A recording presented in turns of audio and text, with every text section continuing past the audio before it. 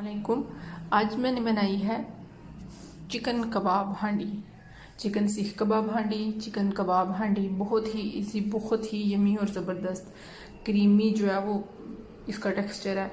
तो अगर आपने इसकी वीडियो अभी तक नहीं देखी तो मेरे यूट्यूब चैनल पे विज़िट करें, आपको फुल वीडियो जो है वो मिल जाएगी। बहुत ही ज़बरदस्त, बहुत मज़े की चिकन कबाब हांडी।